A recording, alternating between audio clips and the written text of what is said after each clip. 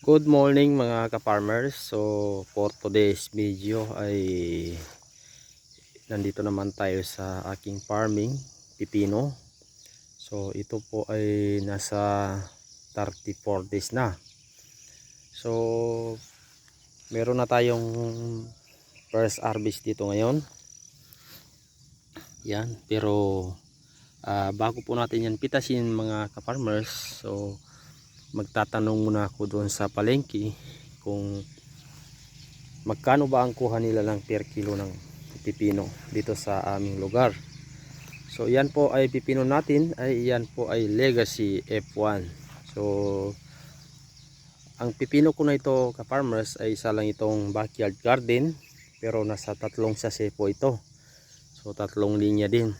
So kung mapapansin niyo, yung mga dahon at saka pagtaas ng aking pipino ay napaka healthy niya.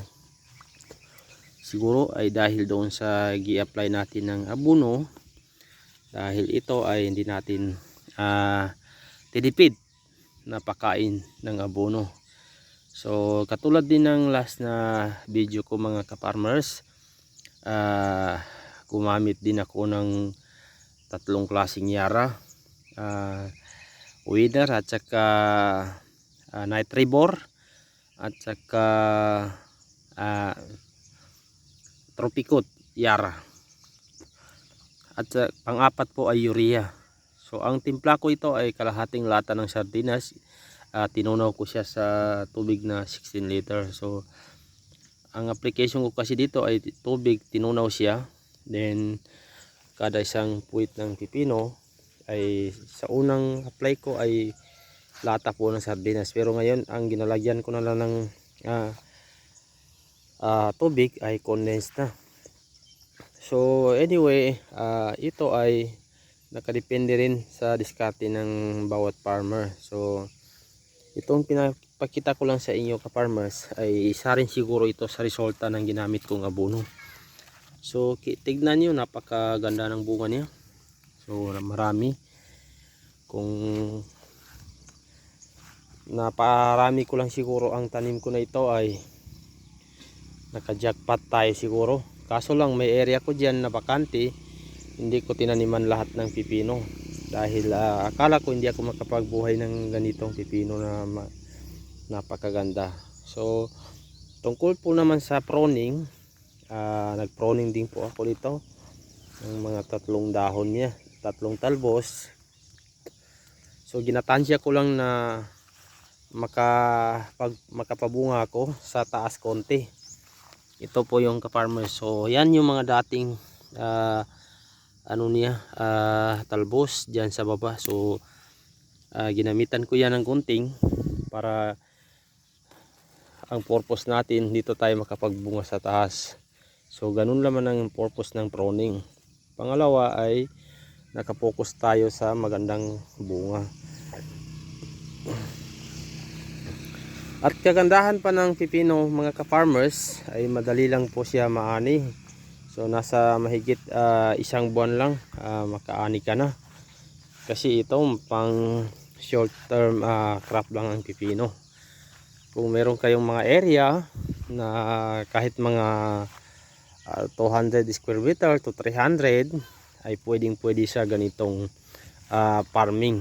So hindi pa masyado ito mahirap alagaan ang pipino. So bihira ka lang makakita ng sakit ng pipino. Ako nga first time ko rin magtanim ng pipino. So nakagawa tayo ng output ng ganito.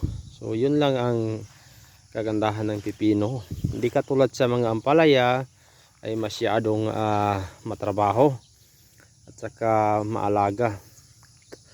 So ito abono lang, spray. So pag spray ko ka-farmers ay gumagamit lamang ako ng pang-insecticide ng tawag dyan, Prebaton at saka Super Cartap. So yun lang, dalawa lang ginamit ko.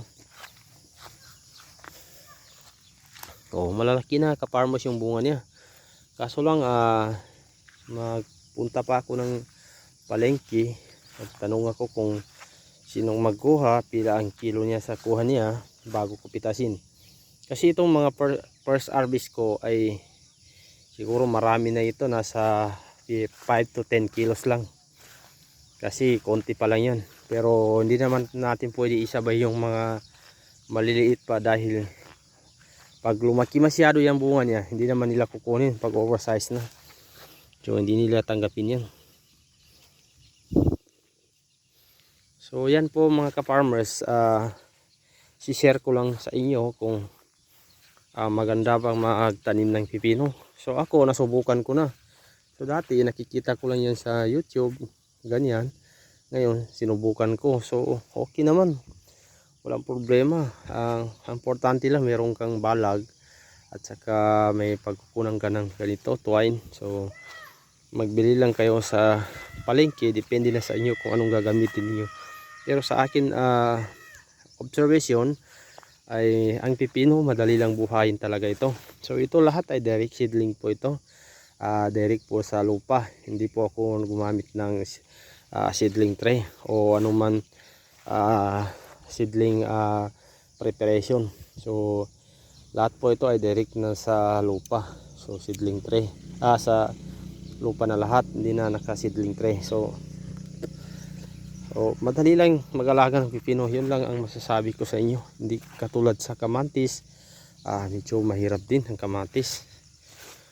Maraming matrabaho din. Ito, nasa backyard garden lang po ito, farmers. So, ito lang po ang ating short video. At least, na-inform ko kayo kung magtanim kayo ng pipino ay napakadaliling alagaan ng pipino. So, hanggang dito lang ka-farmers. Thank you for watching.